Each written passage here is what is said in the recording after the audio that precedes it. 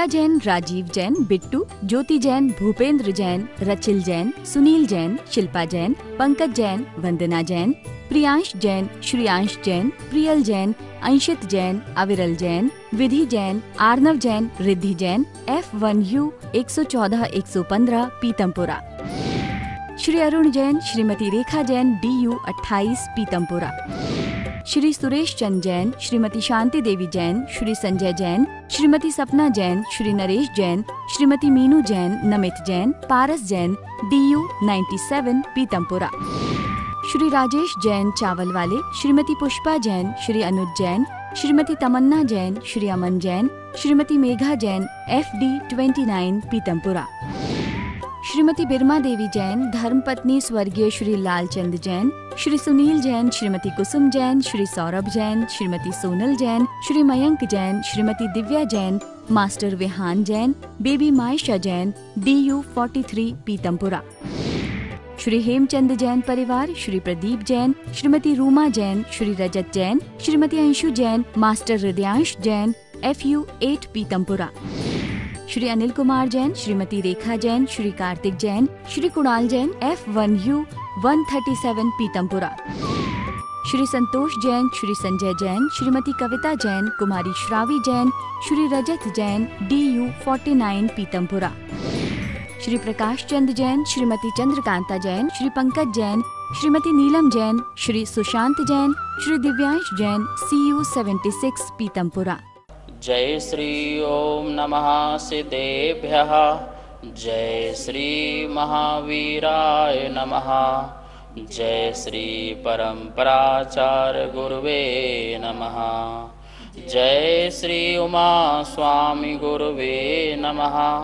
जय श्री शांति सागर गुरुवे नमः।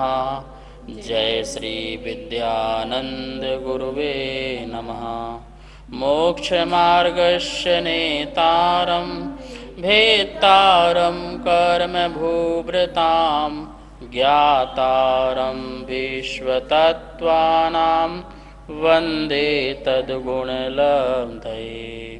मंगलं भगवान् वीरो मंगलं गौतमो गणी मंगलं कुन्दकुण्डार्यो जैन धर्मोस्तु मंगलम। तत्वार्थ सूत्र परम मांगलिक उपकारी कल्याणकारी ग्रंथ है। आचार्य कुंद के पट्ट शिष्य आचार्य उमा स्वामी द्वारा यह लिखा गया है विक्रम की प्रथम शताब्दी में। यह सूत्रात्मक शैली संस्कृत भाषा में निबद्ध है। उच्च कोटि का ग्रंथ, द्वादशांग का सार, भगवान महावीर की वाणी जिसमें निहित है। 10 अध्यायों में यह बटा हुआ है, जिसमें 7 तत्वों का वर्णन है। प्रथम अध्याय जिसमें जीव तत्व का वर्णन चल रहा है और अभी हम सब लोग उस जीव की सिद्धि, सम्यक दर्शन की सिद्धि आदि के लिए 5वां सूत्र अवतरण हुआ था कि हम किसी भी पदार्थ, वस्तु या द्रव्य को 4 प्रकार से जान सकते हैं, नाम से, स्थापना से, द्रव्य से और भाव से। बहुत सुंदर सुंदर सूत्र हैं। महानुभाव, शास्त्रों में लिखा है सूत्र लिखना बहुत कठिन है, क्योंकि सूत्र की जो भाषा होती है वो संक्षेपात्मक होती है और गुणात्मक होती है। और यह भी कहा गया है कि 32 दोषों से रहित सूत्र होना चाहिए। कितने दोषों से? 32 प्रकार के दोष होते हैं। अभी हमको बताने का समय नहीं है, लेकिन आप लोग आगम शास्त्रों में देखेंगे तो 32 प्रकार के दोष रहित सूत्र होना चाहिए। जैसे कि एक नमूना के तौर में मैं आपको बताता हूँ। अर्थापत्ति, अर्थापत्ति मतलब का क्या मतलब हुआ? ये दोष है। इस दोष को दूर करके आपका सूत्र वचन होना चाहिए। जैसे आपने कहा कि भैया गायों की रक्षा करना चाहिए, गाय की हिंसा नहीं करना चाहिए। ये तो बहुत अच्छी बात है। आप किसी से पूछ लो संसार में, क्या सुंदर प्रवचन किए आपने, क्या सुंदर सूत्र बताया आपने। गायों की रक्षा करना चाहिए, गाय की हिंसा नहीं करना चाहिए, यह दया धर्म है। तो आपने ये प्रवचन करके भी क्या कर दिया? दोष लगा दिया। क्या कर दिया? आप कैसी बात कर रहे हो, इतनी बढ़िया बात कह दी हमने और आपने कहा दोष। हाँ दोष है ना, क्योंकि अर्थ का अनर्थ हो गया। आपने कहा कि गाय की रक्षा करना चाहिए, गाय को नहीं खाना चाहिए, गाय का मांस नहीं खाना चाहिए, तो व्यक्ति क्या अर्थ निकाल सकता है इसका? अच्छा ठीक है, गाय का खाने को मना किया है, बाकी जानवरों का तो खा सकते हैं, बैल का खा सकते हैं, भैंस का खा सकते हैं, मछली का खा सकते हैं, तो अर्थ का अनर्थ लग गया। ये भी क्या है? एक दोष है।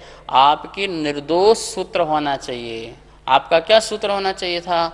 सर्व जीवों की हिंसा नहीं करना चाहिए, ये सूत्र होना चाहिए था। सर्वभूतेषु, सभी जीवों पर दया होना चाहिए, सभी जीवों की रक्षा होना चाहिए, सभी का कल्याण होना चाहिए, ये निर्दोष सूत्र था। लेकिन ये आपने एक जीव का मुख्यता से कहा, ठीक है, वक्ता का अभिप्राय वहाँ पर गाय का था, लेकिन सूत्र यदि लिख जाता है तो सूत्र का कोई भी अर्थ का अनर्थ निकाल सकता है। बोले यहाँ देखो लिखा है ना, गाय के लिए मना किया गया है और किसी और के लिए नहीं मना किया गया है, इसलिए यह बात सिद्ध होती है कि आप गाय का मत छोड़ दो, क्योंकि गाय गौ माता है, गाय दूध देती है, गाय का बच्चे के दूध से पालन पोषण होता है, अन्न का नहीं होता है। सुअर से क्या होता है? कुछ नहीं होता, उसका खा सकते हैं। कुत्ते क्या होता है? कुछ नहीं होता, उसे खा सकते हैं। ऐसा कितना अनर्थ कर सकते हैं लोग। इसलिए कोई भी सूत्र जब लिखा जाता है तो पूरा विचार करके, चिंतन करके, संसार में कैसे कैसे लोग होंगे, उसके बारे में क्या क्या सोच सकते हैं, कह सकते हैं। इसलिए 32 ये अर्थापत्ति नाम का दोष है। अर्थ में आपकी आपत्ति आ चुकी है, कई लोग आपत्ति उठा सकते हैं, तो इस प्रकार का वो दोष हो जाता है। ऐसे 32 दोष हैं। और ये उमा स्वामी आचार्य भगवान ने गजब के 357 सूत्र 10 अध्याय में लिखे हुए हैं, और एक से बढ़कर एक, और इतने महान सूत्र हैं कि हजारों लाखों लोगों ने टीकाएं लिख दी, हजारों लाखों लोगों ने टीका लिख दी भैया। वर्तमान में तो बहुत सारी टीका उपलब्ध है ही हैं, और कुछ अप्राप्त हो चुकी हैं और कुछ लिख रहे हैं। आप भी, मैं पढ़ा रहा हूँ, आप लिखते जाइए, आपकी भी एक टीका हो जाएगी, आपका भी स्वतंत्र एक विशेषार्थ हो जाएगा, तो आपकी भी टीका हो जाएगी। प्रत्येक व्यक्ति टीका लिख सकता है, लेकिन सूत्र लिखना हर किसी की बस की बात नहीं है। इसलिए ऐसा महान ग्रंथ ये है कि बड़े से बड़े आचार्य, धुरंधर आचार्य, ज्ञानी महाज्ञानी आचार्य, समंत भट्ट स्वामी, अकलंक देव, विद्यानंदी, श्रुत सागर, कितने कितने महान महान आचार्य हुए हैं, उन सब ने इसमें टीकाएं, बड़ी बड़ी टीकाएं लिखी हैं।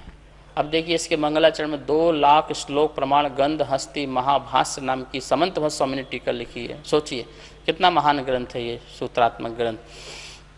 तो इस प्रकार से सूत्र की ये शैली है जिसमें हमें बहुत कुछ ध्यान रख करके बनाए जाते हैं। गद्य लिखना, पद्य लिखना बहुत सरल है।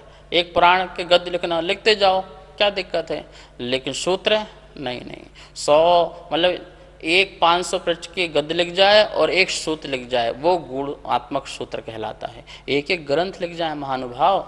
अभी अपन सूत्र आगे पढ़ेंगे ना, जो आज सूत्र पढ़ना है अपन को 6वां नंबर का, वह सूत्र अपने आप में क्या बताएगा, उसी में कितने हजारों शास्त्र लिख गए, प्रमाण और नए, ये 2 ज्ञान के लिए हजारों सूत्र न्याय के ग्रंथ लिख गए एक सूत्र से। सोचिए आप, तो कितने महान ग्रंथों में कितना महान सूत्र हैं उमा स्वामी महाराज पर।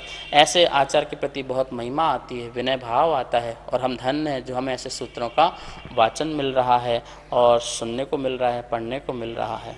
आज हम सभी लोग तत्वार्थ सूत्र का पहले अध्याय का 6वां नंबर का सूत्र पढ़ेंगे, और सभी लोग अपने जिनवाणी में खोल लेंगे सूत्र नंबर 6वां। और यह 6वां सूत्र भी क्या है, यह भी पदार्थों को, वस्तुओं को जानने के उपाय हैं। इससे भी आप सम्यक दर्शन, सम्यक ज्ञान आदि को जान सकते हैं, जीव आदि पदार्थों को जान सकते हैं। तो समस्त द्रव्यों को, समस्त पदार्थों को जानने का बहुत सुंदर उपाय यहाँ बता रहे हैं। आप सब लोग ने जिनवाणी खोल ली होगी, सूत्र निकाल लिया होगा। एक बार मैं बोलूँगा, पुनः सभी आप लोग बोलेंगे। प्रमाण नई रदिगमः, प्रमाण नई रदिगमः, प्रमाण नई रदिगमः। इस प्रकार से यह इसका उच्चारण है। अब हम इसको बोर्ड के माध्यम से संधि विच्छेद करके अर्थ समझते हैं। तो सूत्र है तत्वार्थ सूत्र का प्रथम अध्याय का सूत्र, एक अध्याय का 6वां नंबर सूत्र, प्रमाण नयी रधि गमहा, प्रमाण नयी रधि गमहा, प्रमाण नयी रधि गमहा। अब देखो अपन इसकी संधि करते हैं, प्रमाण नयी, रा का हो जाएगा विसर्ग, जैसे मैंने बताया था विसर्ग का ओ भी होता है, विसर्ग का सा भी हो जाता है, विसर्ग का रा भी हो जाता है। यहाँ पर स्वर आया हुआ है अधिगम आ, तो आ के कारण विसर्ग का क्या हो गया है रा, तो आ जो है रा में बैठ गया, तो वह रधिगमा बन गया। तो रा का विसर्ग कर देंगे तो क्या हो जाएगा प्रमाण नयी अधिगमा। अधिगम मतलब होता है ज्ञान, जानना, जानना, क्या जानना, प्रमाण और नय के द्वारा, नय के द्वारा, तृतीया का बहुवचन है, के द्वारा, प्रमाण और नयों के द्वारा, प्रमाण और नयों के द्वारा अधिगम होता है, ज्ञान होता है। क्या ज्ञान होता है, वस्तु तत्व का ज्ञान होता है, समस्त पदार्थों का, द्रव्यों का ज्ञान होता है। किसके माध्यम से, प्रमाण और नय के द्वारा। प्रमाण के नीचे लिखा है सर्वदेश का ज्ञान प्रमाण है, और नय के नीचे लिखा हुआ है एक देश का ज्ञान नय है। इस प्रकार से अधिगम के नीचे लिखा हुआ है ज्ञान, सर्वदेश का और एक देश का ज्ञान होता है। समस्त पदार्थों के सर्वदेश का मतलब संपूर्ण रूप से, और उसके एक अंश का क्या होता है ज्ञान होता है। उसे हम लोग यहाँ पे प्रमाण और नय अधिगम कहते हैं। इस प्रकार से दो साधन हैं, वस्तु तत्व को जानने के दो साधन हैं, एक प्रमाण और दूसरा नय। अब अपन इसको समझते हैं प्रमाण और नय को। संसार में जितने भी द्रव्य हैं, वस्तु हैं, वो सामान्यात्मक और विशेषात्मक दो प्रकार से होती हैं। सामान्य से जब हम कथन करते हैं तो उसके सभी अंश उसमें मौजूद होते हैं, और जब विशेष का कथन करते हैं तो किसी एक विशेष अंश को लेकर के उसका कथन करते हैं। जैसे नींबू, अपन ने नींबू बोला तो ये सामान्य से हो गया, पर अपन ने बोला खट्टा नींबू, जब खट्टा नींबू बोला तो हमने क्या किया, उसमें तो पीला नाम का भी गुण था, हल्का भारी भी गुण था, उसमें रूखा चिकना भी गुण था, लेकिन हमारी दृष्टि क्या थी उसमें बोलने की, उसको बोलने की खट्टा नींबू। तो जब हमने खट्टा नींबू बोला तो ये विशेष हो गया, जब हमने सिर्फ मात्र नींबू बोला तो ये सामान्य हो गया, कि सामान्य में सब कुछ आ जाता है। तो वस्तु दो प्रकार से जानी जाती है, सामान्यात्मक और विशेषात्मक। विशेष पर्याय कहलाती हैं, सामान्य द्रव्य कहलाता है। जब हमारी दृष्टि द्रव्य पर होती है तो वो प्रमाण हो जाता है, जब हमारी दृष्टि पर्याय में होती है तो वो नय हो जाता है। नय उसकी किसी भी वस्तु के एक अंश को मुख्य करना और सर्व अंश को गौण करना, शेष अंश को गुण करना। जैसे अपन ने कहा नींबू, तो नींबू कहा तो अपन ने ये सर्व आ गया, सर्व आ गया, पूर्ण आ गया, तो ये हो गया प्रमाण। ये क्या हो गया प्रमाण। और जब हमने कहा कि ये खट्टा नींबू, तो ये हो गया नय। नय में हमने एक बात पकड़ी, जो ज्ञाता है, जो वक्ता है, जो समझाने वाला है, उसका जो अभिप्राय है वो खट्टा नींबू के बारे में बताना चाहता है, इसलिए उसने यहाँ पर बोला नींबू जो खट्टा है वो नींबू है। उसको यहाँ पर पीला नींबू, हरा नींबू, नारंगी नींबू, इसकी चर्चा उसने अभी नहीं की। एक को मुख्य और दूसरे को बाकियों को गौण करना, ये ध्यान रखना। पर ये भी ध्यान रखना, जो ये दो होते हैं प्रमाण और नय, वो सम्यक ज्ञानी को ही होते हैं, अज्ञानी को नहीं होते हैं। सम्यक ज्ञानी को ही होते हैं प्रमाण और नय, क्योंकि सम्यक ज्ञानी ही जानता है कि मैंने प्रमाण में से एक वस्तु का कथन किया है, सर्व का कथन नहीं किया है। वरना लोक में क्या हो जाए, यदि वो प्रमाण को ना माने, मात्र नय मात्र को माने, तो क्या हो जाएगा, वो कुदृष्टि हो जाएगा, अज्ञानी हो जाएगा। जब भी नींबू की बात आएगी, नींबू कैसा होता है, वो खट्टा होता है, तो उसको एक वस्तु का ही ज्ञान है, एक पक्ष का ही ज्ञान है, और एक पक्ष से ही निर्णय कर रहा है। तो एक पक्ष को सर्वदेश निर्णय जो मान लेता है वो अज्ञानी का ज्ञान हो जाता है, वो मिथ्या दृष्टि का ज्ञान हो जाता है। इसलिए सर्वदेश में से एक देश को जो करता है, मतलब जिसको प्रमाण का ज्ञान है वही नए का ज्ञान कर सकता है। जिसको प्रमाण का ज्ञान नहीं है वो नए क्या बताएगा। तत्वार्थ सूत्र में एक सूत्र आगे आएगा, अर्पिता नर्पित सिद्धे। वस्तु की जो सिद्धि होती है अर्पित और अनर्पित से होती है, विवक्षित और अविवक्षित से होती है। जैसे अपन सिंपल भाषा में कह सकते हैं मुख्य और गौण, कि किसी वस्तु को जो हम कथन करना चाह रहे हैं वो हमारे लिए मुख्य है, और जो कथन नहीं करना चाह रहे हैं उसका नाम है गौण है। गौण का मतलब अभाव नहीं, वस्तु है पर अभी हम बताना नहीं चाह रहे हैं।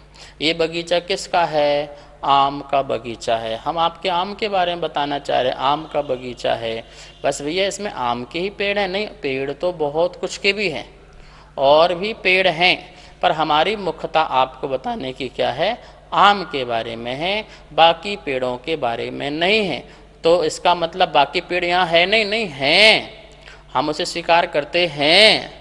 इस बगीचे में बहुत सारे अनेक प्रकार के और भी पेड़ हैं, पर हम आपको यहाँ पर आम का महत्व बताना चाह रहे हैं, इसलिए आम के बारे में सुनिए, आम का बगीचा है। ठीक है ना। ऐसे ही, ये तो मैंने दृष्टांत दिया, ऐसे ही आत्मा, जब हमने कहा आत्मा तो ये सामान्य से हो गया क्या? आत्मा मतलब प्रमाण। ये क्या हो गया? प्रमाण। इसमें सब आ गए, जितने विरोधी तत्व हैं वो सारे के सारे विरोधी तत्व एक साथ समाये हुए हैं।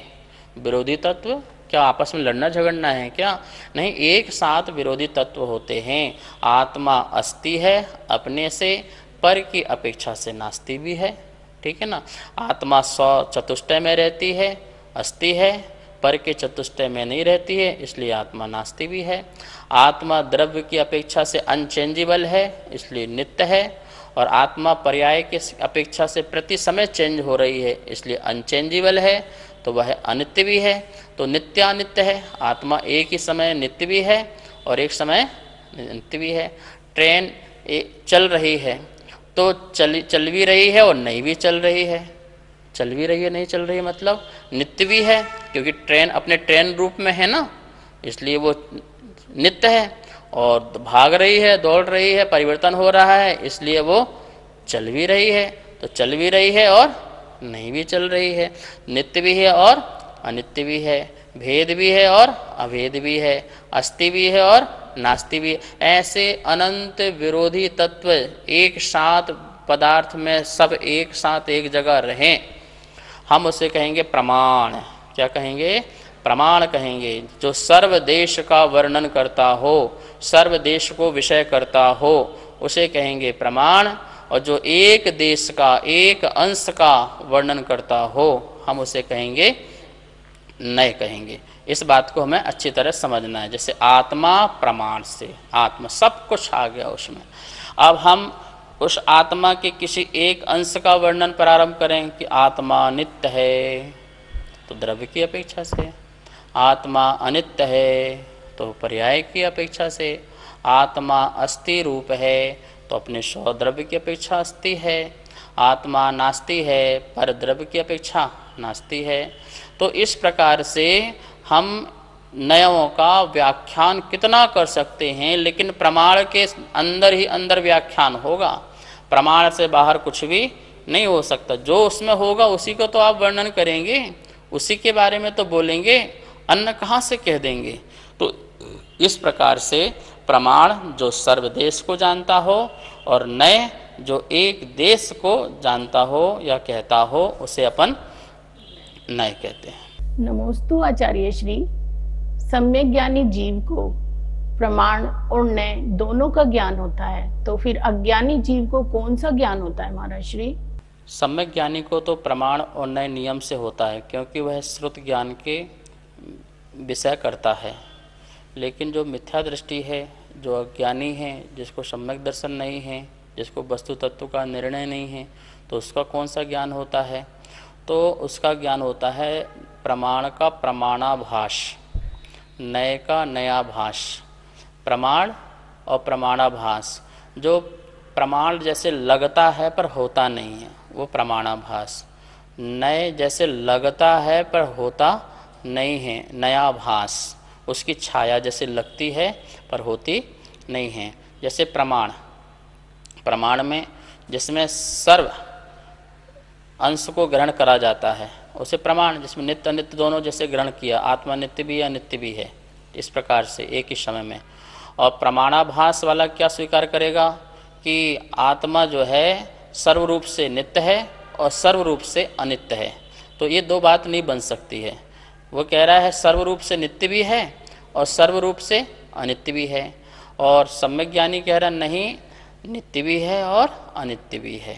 किसी अपेक्षा से आत्मा नित्य है और किसी अपेक्षा से अनित्य है, पर वो निरपेक्ष होके कहता है। प्रमाणाभास वाला क्या मान रहा है, अरे आत्मा जो है वो नित्य भी है अनित्य और नित्य भी सर्वरूप से है और सर्वरूप से अनित्य भी है। इस प्रकार से उसकी जो भाषा है वो ऐसी होती है। आत्मा जो है पूर्ण रूप से नित्य ही है ऐसा भी मानता है और पूर्ण रूप से अनित्य ही है ऐसा भी मानता है।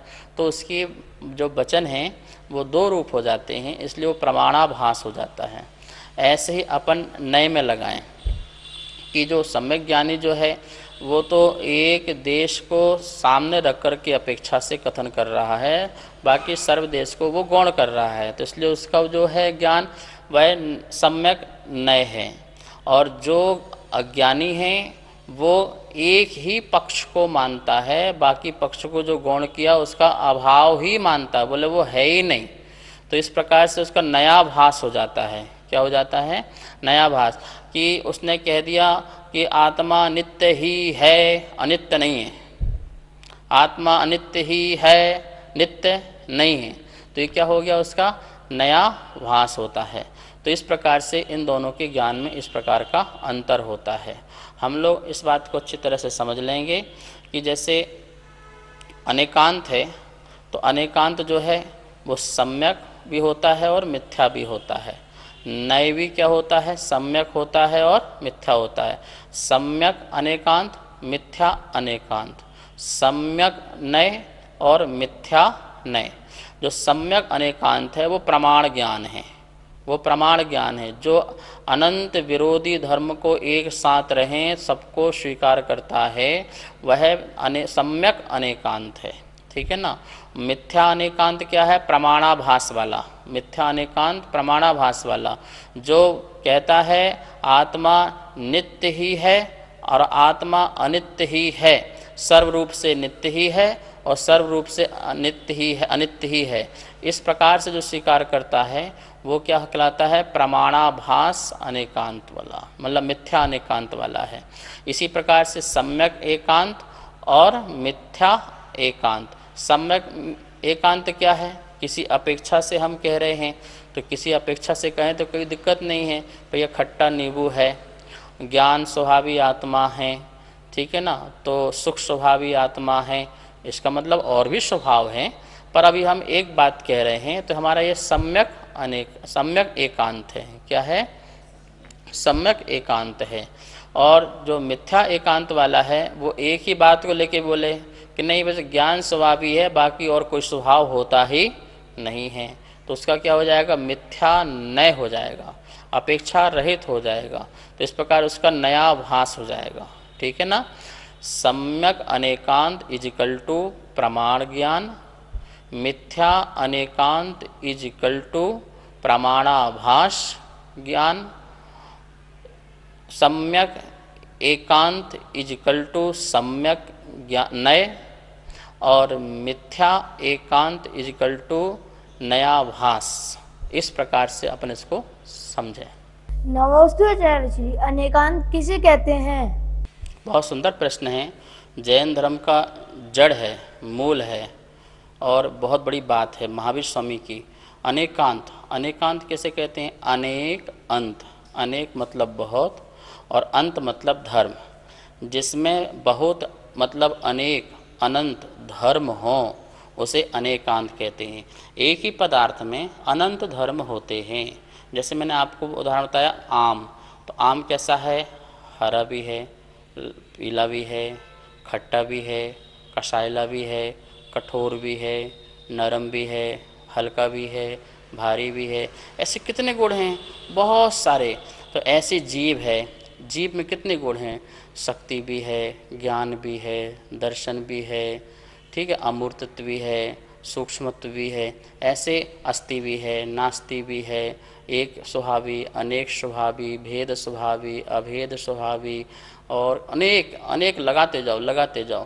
तो इस प्रकार से अनंत धर्मों को एक साथ रखने वाला यह द्रव्य होता है, ठीक है ना। तो प्रत्येक द्रव्य की यही व्यवस्था है, और उनको एक साथ रखे और जाने, ज्ञान का विषय बने, उसे कहते हैं अनेकांत धर्म। जो किसी भी का विरोध न करे, एक साथ अपने में समेटा होता है, उसे अनेकांत धर्म कहते हैं।